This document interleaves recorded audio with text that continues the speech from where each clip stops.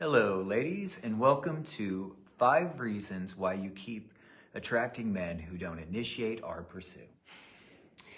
Hello, ladies. So good to be live with you here in our Facebook group. So we're just going to dive into this topic. And I know this is a big issue for a lot of you ladies, and we know because it comes up in the work that we do with our clients. And, I think every woman that we've ever worked with, and Jonathan knows more than I do too, because he is the one who speaks to the women on our breakthrough calls, on our discovery calls. And so what is the thing that women want most from men? Well, what are they seeking? One of the biggest things they want and they don't get is why won't he? I want him to initiate. Yeah. They almost inevitably, women that I get on the calls will say, I've dated men who did initiate. And it causes all sorts of issues, not just in the relationship, but with their personal, like their self-esteem, wondering if men really are good out there. Are there any husband, father material? There's all sorts of issues that come up with why don't men initiate? And we have some secrets to it because they do. Yeah, they absolutely. Maybe I'm cutting to the chase there, but yeah, they totally do. But ladies just, when they come on the calls, and that's why they're there, they just don't know how to trigger that in men, their natural instinct. And not all men are like that.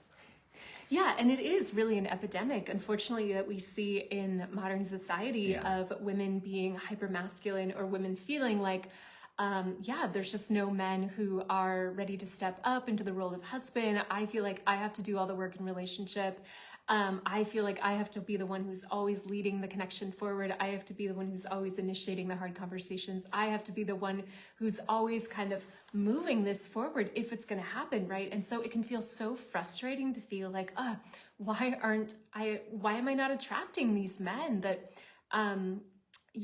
that I want to be with? Why am I attracting men who are weak or passive or like make me feel like I have to do all the work? So I know that can be super, super frustrating. And we're now going to talk about how to actually pivot and shift into a whole new space in your dating life. So you start attracting men who actually do want to initiate, pursue, and provide. Yeah, and just to say, if you are frustrated by this, you totally should be. Like, we do not think women should be stepping up and leading dates or a marriage. We're very traditional in this sense. And I think that's why ladies come to us, is they want more of a traditional type marriage. It might be a little bit free too, or why, it's not just locked like into a trad wife kind of thing, but we expect the men to lead at all portions of the dating process. Yeah. And it's really important, ladies, to understand that you are the common denominator in your love life. So if this is something that you keep seeing over and over and over again, this is actually good news. I know it might feel discouraging because you're like, oh, why do I keep getting this? Why is this such a pattern for me? Why am I stuck in this habit or this pattern of attracting these men who are not initiating and not pursuing? It's actually good in a sense, because when you recognize that this is a pattern, that means you can shift it, right? Because you are the common denominator in your love life. And if you really get to the root of why this is happening, then you can actually shift it. Okay, so we're going to talk about 5 reasons why this happens to you. And this is especially if you are a woman who, identifies as maybe a little bit strong or, maybe a little bit successful. This can be a pattern that is very much rampant with this archetype of woman. So yeah, the first reason is you overfunction in relationships out of fear that you are not enough. And I get this. Like, I used to do this all of the time. I would feel like in my romantic connections with men, like I always had to do more, right? I always felt like I was the one who always had to be moving the connection forward. I always had to be, reaching out. And if I wanted to talk to a guy, I had to be the one reaching out to talk to him, right? Or if I wanted to go on a date, I had to plan the date. I had to move it forward, right? But I didn't realize that I was actually sabotaging my romantic success by doing this. And the reason I was doing this, it was, first of all, I just didn't know any better, right? I didn't know another way, because I think I was trained, like many of us are, in this, modern era that we live in, that, if we want something to happen in our lives, right? We have to make it happen through our action, through our effort.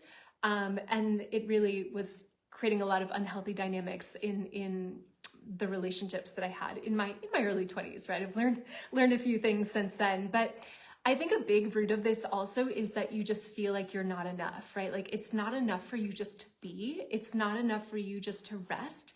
It's not enough for you just to receive. It's not enough for you to simply be that still point, that receptive vessel that receives from him, that receives his pursuit, that receives his, his leaning, coming forward towards you, right? It's not enough. You always have to be doing more. And this pattern is very, very common with women who were, daughters of fathers who had fathers who, maybe wanted them to be boys or wanted them to be more like them, right? And so they felt like they always had to, like, in order to get daddy's approval, right? In order to be seen by their fathers, they always had to be doing more. They always had to be more like them. Okay, so this is a very, very common pattern that we see with our clients. And this may be one of the reasons why you keep attracting this type of man over and over again in your life. Yeah. And the good news is this is a really delightful, fun fix. It's glorious because when ladies realize they don't have to effort all the time, in fact, that repels men and pushes them away. When they can kick back as Cinderella in their feminine essence, they're much more powerful there. Yeah. Claudia in the King's Road, our 4-month program, she's always talking about the soft power of 7 soft feminine superpowers. And when you shift into those, it's way easier actually. And you kick back and we got the energetics working right. The masculine and the feminine, the biological systems, which you're showing up to dates on, they are meeting each other and exciting each other and thrilling and creating this kind of compound effect. Whereas if you don't do this, you could be missing out on a lot of great men. If you ask me why men ghost, this is probably one of the top 5 reasons. Yeah, definitely. No, she wasn't her feminine. I'm just not into it, But this is one that the most I try all the time. And, I don't let ladies in our program use the word try. Right. You got to cut that out. They sink into this so quickly. They'll go in from having dates that don't go anywhere to having the best dates of their lives within weeks. It's incredible. Yeah, and it can be quite a pattern to shift too, because it's like if your habit is always initiating, if your habit is always planning dates, if your ingrained behavior, right, that you've practiced for 5, 10, 20 years is like, I always have to be doing more, then this can be a little bit of a pattern break, right? So this is something that we show you how to do in our King's Road program, how to really rest and how to simply let yourself be and feel enough in that space of rest, which creates a void, creates an opening for him to actually step in and take the lead, which is really, really fun, as Jonathan was saying. So number 2, should we jump into number 2? Of course, yeah. Yeah, so you were conditioned to prioritize equality over complementarity. And we can just briefly define what that means, but equality is like you are equal, right? You are equal in value, but you are also equal in the sense that you are the same, right? Complementarity, rather, is you are equal in value, but you have very different roles. Like men have different roles than women. And unfortunately, most of us, we've not grown up in the woods or under a rock, and most of us have been raised under this you might say spell of postmodern feminism, right? Which really has hammered home this idea that women have to be equal in all ways to men, or we even have to be better than men in some ways. And if we have, we have to compete with them in the workplace or whatever it is. And so you may have some of this hardwired into your psyche, into your system that says, I need to look for a man who is the same as me versus a man who is my complement, right? I'm looking for my equal, versus my complement. I'm looking for the man who's the same as me. I'm looking for someone who feels familiar. I'm looking for someone who is, yeah, maybe we have a lot of hobbies in common. Maybe we're good friends, right? But there isn't this beautiful complementarity. There isn't this beautiful masculine feminine polarity that really is the blueprint for creating a thriving, lasting marriage, right? So you may, this may be one of the reasons why you keep attracting like 50-50 dynamics with men, or you go on a date and you're like, yeah, this man, he seems great. We have a lot in common. We have a lot of interests, but we get to the end of the date and he's like, okay, so you want to split the check? Right? This is not ideal. And I know every woman we've worked with has run into this at one point in her life, and it's not a fun experience to have, right? Because we as women, we want to be spoiled, we want to be pampered, we want to be treasured, we want to feel that deep cherishing from a man, and that really allows us to feel like signals to our feminine systems, our feminine biology, that like, yes, this man is somebody that I would really, really want to go further with, and maybe even eventually marry, right? So this may be something that has just been ingrained into you from the time that you were a little girl, right? Growing up under this in this modern world that we live in. And this is something over time that you can begin to decondition from yourself. Couple things. First of all, if you do this, if you're looking for 50, how do I feel about 50-50 men? Yeah, I'm really not frustrated. I'm not looking for them. Yeah. And you're going to mess up the vetting process. See, and you're actually going to rob him of these delicious things.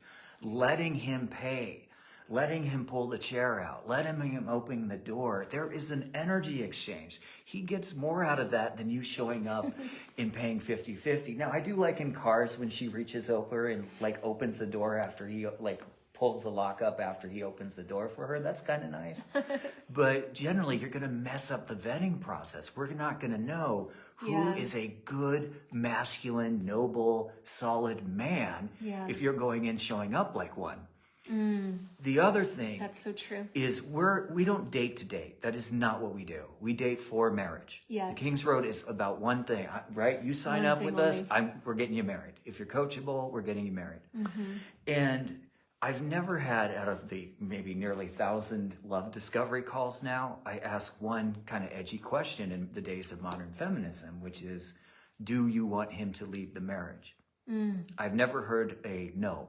It's always, yes, please, I need a masculine man to initiate.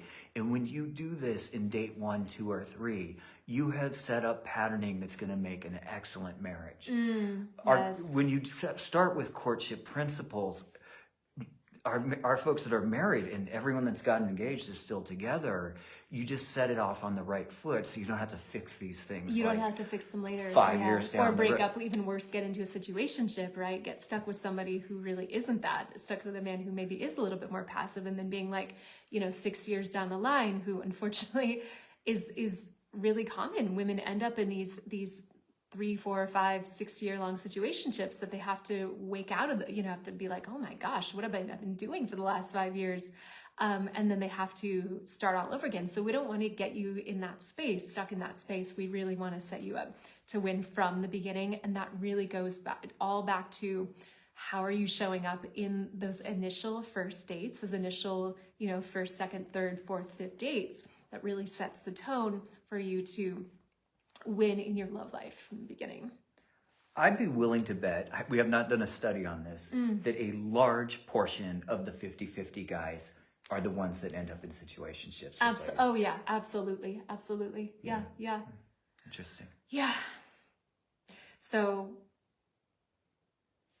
yeah, along similar lines, right? And this may be part of the reason why you attract 50-50 men, or why you may be at a subconscious level attracted to men who maybe are a little bit more passive, or a little bit aren't fully connected to their masculine instinct to initiate, to pursue, to protect and provide is, and I know I definitely had this, right? I'm speaking from my own experience, ladies. I'm not speaking to you from a pedestal. Like I get it. Like I've been there. Like my first relationship was with a man who was very, very sweet, very gentle, but he wasn't connected to his masculine instinct at all. And like, I felt so bad. I kind of ended up in a situationship with him where I had to break up with him. We were together for 2 years, but I realized after a certain amount of time, I just wasn't attracted to him, right? We didn't have that. I didn't know about polarity at that time, but we didn't have that passion. We didn't have that romance. We didn't have that eros, right? And I felt a little bit maybe more like, yeah, we were good friends, but we maybe a little bit more like his mother than his lover or, you know, his potential wife. And so I think one of the things that we do, ladies, and you can let me know if you resonate with this, but one of the things that we do is, like, especially if we've been conditioned to believe that masculinity isn't safe, masculinity is toxic, or maybe you were raised with a dad who genuinely was those things, right? A man who was overbearing, domineering, and controlling, right? Maybe even abusive. You internalize this belief that, oh, masculinity is scary, it's bad, it's toxic, right? I'm gonna swing to the other end of the spectrum, and I'm only gonna go for men who are, you know, let me take charge, let me rule the roost, right? Let me be in control, because it feels safer, right? It feels safer to be with that type of man rather than being with a man who's more traditionally masculine, a man who isn't afraid to say no to you when, you know, you're going off course, or something in the relationship is not going in the direction where it needs to be. So one of the things that I noticed about Jonathan early on in a relationship actually is, like, you had this ability to say no to me. Yeah. You weren't like just only saying no to me like all the time. I think some men can be like, you know, a little bit more controlling in that way, right? Well, absolutely. But I could trust you because you weren't afraid to say no to me when I had a bad idea, or when, you know, you even questioned me sometimes. You're like, and you still do this. You're like, okay, is that really what we want to do? Or let's think about this. Let's pause. And it makes me respect you more, because you're not afraid to stand up to me, and you're also not afraid to tell me when I'm being when I'm getting out of line. I'm being, you know, and I don't intend to, but when you're like, okay, it's not okay to speak to me like this, or it's not, you know, you aren't afraid to set boundaries with me. Yeah. And I'm not afraid to lead. If the dog comes, if we're walking the dog, I'm walking the dog. If we're doing the King's Road, I'm making sure the ladies are going through to the end of the program. Yeah. And it relaxes my nervous system. And mine too. When you were talking on, I think, number 1 about women having to do it all themselves, my nervous system was like, oh, this is making me nervous. And I think this is a lot of the friction between men and women today. The man's not being the man, woman's not being the woman. And there's, of course, nuances beyond that. I think the polarity police get a little out of control. Right. But when men lead, women relax, and so do the men. And what I love about courtship is, if I can be a little masculine in my language, first of all, it's very gentle, but it goes for the jugular. I'm not here to waste your lady's time. We're here to find husband or bust. Husband or bust. And one of the common criticisms ladies will have on an early date is he wasn't masculine enough. And I love that. Great. Well, let's refine this. Let's now look for more, because some of them turned it up way too high, like the hyper masculine, dangerous guys and stuff. So we got to find the noble masculinity. So we refine that. And you don't have to go more than like one test date to be like, oh, I don't want this. Yes. And you avoid the 2, 3, 4 year situationship. Yes. I don't think it would ever go beyond a second date if it's just not, if he's just kind of wishy-washy all the time. Oh, no, that doesn't happen on our watch. No, not on our watch. Yeah, another one, and this is really very much true of our working ladies, right? Women who are professional women, or women who have careers, or women, you know, have day jobs, whether they're coaches or whether they are, you know, just they have careers that they showed up to 9 to 5, is that it can take a different part of you, it really takes a different part of your brain to go, you know, to succeed in your career than it does to succeed in love. And one of the things that we notice with women who are more career minded, or, you know, they show up to 9 to 5 every day, is that they can tend to, they tend to be in their masculine energy, right? They tend to be in the kind of more direct, more no nonsense, more let's get it done. Maybe they're leading teams, maybe they are, leading meetings or whatever in the boardroom. And it can really take it takes a real shift in your energy, in your embodiment, in your posture, to go from that to a a date, right, with a man where you're going to have the right kind of environment to be able to date in a successful way, right? Date with the intention of marriage. So one of the things that women don't do or forget to do or just don't know how to do altogether is how to downshift at the end of their workday and really come into this deeper, this feminine posture, right? This feminine posture that will allow them to thrive in their love life as much as they are thriving in their career, right? And it really does take a downshifting of your nervous system. It really requires you coming out of being in that sympathetic activation. You've been talking at the certain nervous system level, that sympathetic activation, and downshifting into more a parasympathetic response in your nervous system. So you're showing up on dates receptive. You're showing up on dates soft. You're showing up on dates relaxed, right? You're not penetrating him. You're not, you're not like pushing, or you're not interviewing him, right? Some of the things that we do more when we are in that masculine mode, but you're simply receiving him. You're simply listening to him. You're simply enjoying him. You're letting him treat you. You're letting him spoil you. You're letting him take care of you. And from that space, you can do the proper vetting that Jonathan was talking about. So this is one of the things that we see over and over and over again with our more career-minded ladies, is they just don't know how to shift out of that masculine mode at the end of their workday and into a more parasympathetic, downshift, feminine space. Exactly. In professional ladies, they have a lot of qualities that make for great wives. They can commit to a long-term journey. They're willing to overcome some obstacles to get there. Commitment levels can be high. Yes. Focus. Responsible. Yeah. So there's a lot of great things. We love working with career women. But you are running the risk, and in our work we have things like pre-date rituals, yes, and things to get you in the right vibe, because you do run the risk of a couple things. One is the overdriven resume date. Men will not like that. You can have the best man in the world, best husband material ever, and he will run away from that because it's not giving him what he's looking for, that feminine essence and appreciation. The other one is the exhausted date. And you're just tired and you go into this date, and I just think when you do, and then it just doesn't have that magic. You need the magic there to end up creating long-term romance. Yes. I said to Claudia once, I wonder how many potential husbands and wives do not work out just because they show up to that first date in a way that's like not optimal. Yeah, absolutely. And they're just missing each other, and they're actually really super compatible, but they're missing that element. They're missing that, yeah. Yeah. So well said. The fifth reason why you may be attracting men, passive men who don't pursue or initiate, is because you haven't yet embodied the qualities that your future husband is looking for in a wife. And I know this is a little bit of a controversial thing, right? Because it's ironic because we believe that we have to be, super ambitious, and we have to be CEOs, and we have to be successful in all the ways, right? In order to prove our worth as women in this modern world, right? Yeah. But at the same time, we also have this belief, which is ironic because it seems a little bit contradictory, but it's like, oh, I should just be loved for who I am, right? I should just be unconditionally loved for who I am without having to cultivate any of the qualities that my future husband is looking for.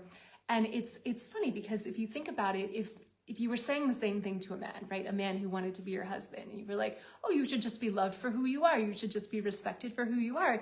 It's going to sound a little bit funny, right? Like, men know that they have to really step into certain qualities. They have to bring certain things to the table in order to be really, let's say, ready to be a husband, right? It really is the exact same thing with wanting to be a wife, right? There are certain qualities, and they're not qualities that are hard to cultivate. They're not qualities that are like you have to go against the grain of your feminine biology. It's actually the opposite. You usually have to come more into deep coherence and deeper resonance with the truth of who you are as a woman, as a feminine creature, right? So these qualities can be actually really delightful to cultivate, especially if you haven't really spent much time doing that. So there is a process of becoming a wife material woman, which is what we teach in the King's Road. And it's not like, oh, I have to be performatively feminine or something like that, but it's really about you embodying your natural radiance as a woman, your receptivity, your vulnerability, creating the right kind of dynamic with a man, right? Really understanding how to relate to a man in a way that will naturally trigger his desire to step up for you, to want to pursue you, to want to provide to you, want to claim you, all of these things. And these qualities, in my opinion, in my experience, are really delightful to cultivate. So that's my kind of sales pitch on being a wife material woman, right? You may not be ready as you are right now. And if you're not attracting men who are excited to date you, who are excited to pursue you, who are excited to really claim you as that, then there may be some work to do here. It doesn't mean that you're not enough. It just means that there's some certain qualities that perhaps you have not yet cultivated yet. And that's what we're here to help you do. On our love discovery calls for the King's Road, one of the things I'll often ask is, from 1 to 10, how much do you feel you're in your wife archetype? Yeah. And usually it's very low numbers, but they want it, but they're not in it. Yeah. And that's why I think we're so successful. Is I think a lot of people are single people going out looking for husbands, and they're searching single. Yeah, 100%. Where we get you in this wife qualities, where you're going on a first, second date. You're not going too overly devotional to men too quickly. Sure. But you have these wife qualities that brings the husband out way quicker. Yeah. You're not this struggling, searching single person. Yeah. It's almost like you're a wife remembering husband and going on the journey to remember him or find him or bring him in. Yeah, exactly. And it's just a way quicker journey, because the whole point of this is to accelerate marriage, accelerate engagements in love, but not too fast either. Yes. And one thing I've been impressed by is how quick courtship works. 3, 6, 9 months, the husband's in. Usually maybe 3 months after that, 6 months, there's an engagement, marriage. So. Yeah. And all our folks are still together that have met their partners through this work. Yep, So yep. we're really pleased with what the King's Road offers. And we cover things like this in it. I mean, but this is just one segment.